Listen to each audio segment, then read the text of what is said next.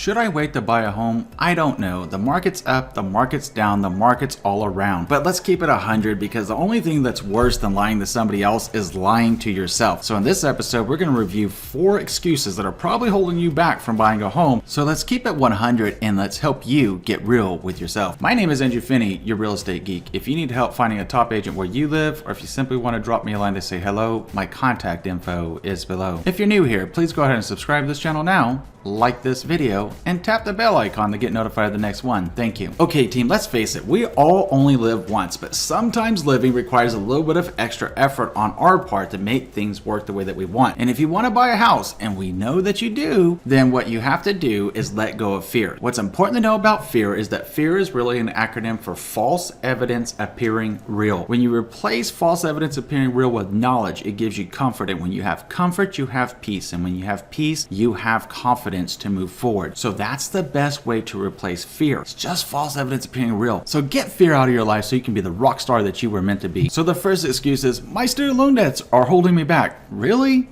Are you serious? Have you talked to a local loan officer lately to see how programs are working? There's so many different loan programs out there that are available these days that accommodate people with student loan debts, that help them be able to purchase a home. The best way to know for sure is to get in touch with a local loan officer. Don't let that false evidence appearing real block you from even picking up the phone and talking to a local loan officer or reaching out to a trusted real estate advisor to get a recommendation to a solid local loan officer. Just pick up the phone. It's a single call. You pick up your phone right now all the time and you text and you look at the internet, you make calls to friends and stuff. This call can change your life. The second thing is, the market's too tough right now. There's multiple bids in the market. What am I supposed to do? I can't compete. I can't do this. I can't do that.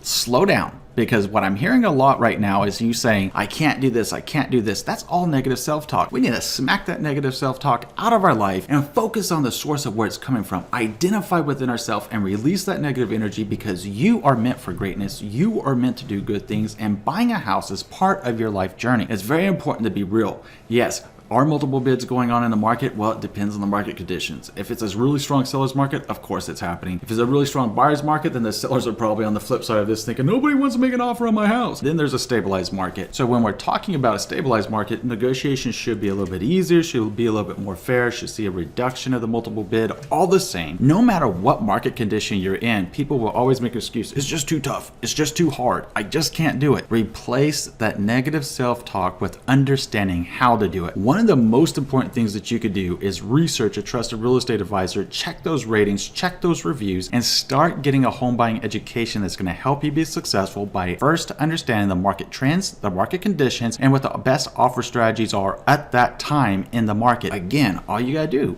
simply pick up the phone. Now let's be real. What normally will happen as a market gets more expensive is that you're going to notice that rent prices are also going up, and then you're going to be talking to some of your renter friends if you were the one that bought your house, because you replaced that false evidence appearing real with facts that you can actually act upon and make happen in your life, and they're going to be screaming bloody murder over there saying, you know what, I'm paying more in rent than you are in your house. I wish I would have done this. I wish I would have gotten involved in the market. I wish I didn't let my fear hold me back, because now we're in a crunch time, and now we are concerned because we don't have money for savings, because we don't have money to be able to do things. How are we going to make this happen? And they're at the very real position now of probably needing to get an extra job, reschool themselves, re-educate themselves to get a better paying job, and to get rid of that negative self-talk and move forward in life. Nothing can hold us back if we don't allow it to hold us back. We're always stronger together than we are not. But by first believing in yourself, you can cause a positive change and replace negativity with positivity. That's what it's all about. Now, I want to give you a real world example here of a lot of different families that I've spoken with. I've been in contact with some people for like 4 or 5 years talking about, oh, I want to be able to buy a home. What do I got to do? Walk them through the process. Then they don't want to do it. Saying the market's going to crash again. It's just going to explode. It's going to be the Great Depression, the Great Recession all over again. You know, I'll just wait. I'll just wait. I'll just wait. That is one of the biggest lies you can ever tell yourself, is that it's going to be better in the future because I could just wait. That's a fundamental fallacy of not understanding the laws of economics and how markets work, that $1 today is worth more than $1 tomorrow. tomorrow. Yeah, the market's going to crash at some point, right? The market's going to correct itself at some point. That doesn't mean that it's right now, and you got to replace that fear, that false evidence appearing real, with facts. And how do you replace it with facts of knowing what the market's doing? You learn what the indicators are to watch. You talk with your trusted real estate advisor, and you keep it real together with open, honest communication. Because here's the thing, going back to those families, some of them still haven't bought. And when I'm talking about some of these families that contacted me in like 2013, as of the date of production of this episode, we're in the fourth quarter of 2018, and it won't matter when you watch this video, even if it's like 2180, it's still going to apply. People are now telling me they're priced out of the market. I'm thinking, yeah, no kidding. I've been in touch with you. I've been telling you the market's changing, that it's been picking up. Back then, you could have bought a house for half of what it would cost you to buy a house today, because the market has realistically appreciated to 100% or so since that point. But you didn't want to listen to me then. You're not listening to me now, and it's going to be more expensive in the future, and it's going to put you in between a rock and a hard place. Not trying to burst your bubble, not trying to hurt your feelings, but I am going to keep it real. As a trusted real estate advisor, I present the facts, I present the information and the process to you. At the end of the day, it's your decision what you do with it. You either make it happen or you don't make it happen.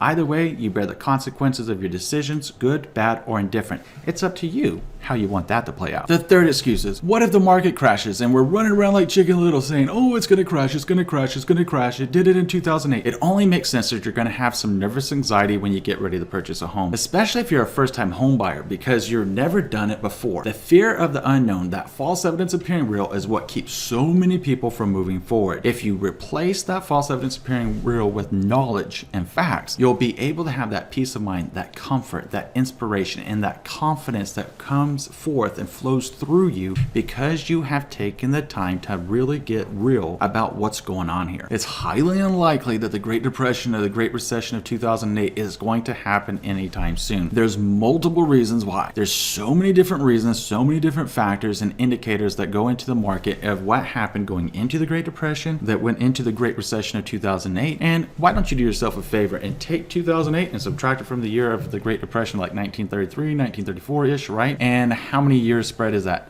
Well over 70 years. So it's highly unlikely something like that's going to happen. Now, what does happen is that you will have periodic market corrections. Now, market corrections might mean that the market dips in real estate value anywhere between like 5 to 15% or so, just to correct itself and balance itself off. Sometimes you see this whenever you have mortgage interest rate hikes. Sometimes you just see this as a function of correction when you're coming off of a super hot seller's market. The market has to balance to an affordable price for most people to be able to afford a home. That's the reality. That's what you need to know, and that's what you need to pack away. At the end of the day, when you get ready to buy a house, it's really up to you and when the time is right for you. The market's going to be the market, and it's important to be real there. Now, the best way to know if you're going to be ready to purchase a home or not is if you can realistically see yourself living in that property for a minimum of 5 to 7 years. By living in the property for a minimum of 5 to 7 years, you're insulating your opportunity to increase the appreciation, especially as you reduce the principal through your monthly payment. It's something to think about, and it's something to consider. The fourth excuse is like,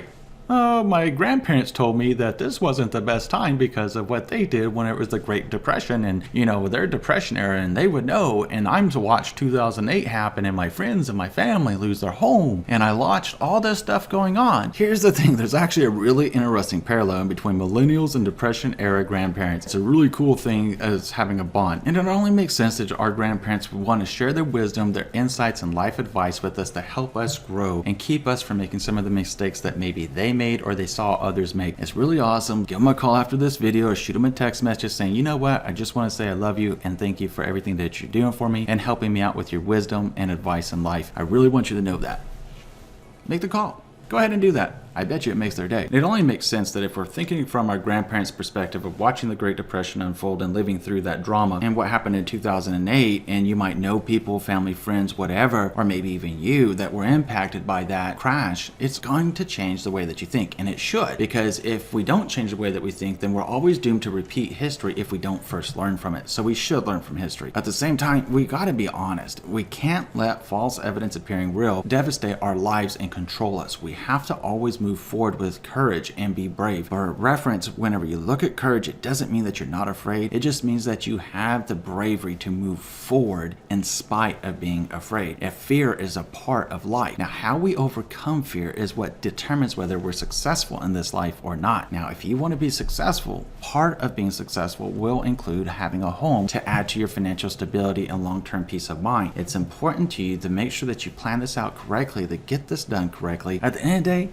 Don't be a liar, especially don't lie to yourself. That's the worst lie of all. And oh, by the way, at some point, Grandma and Grandpa did buy a house, didn't they?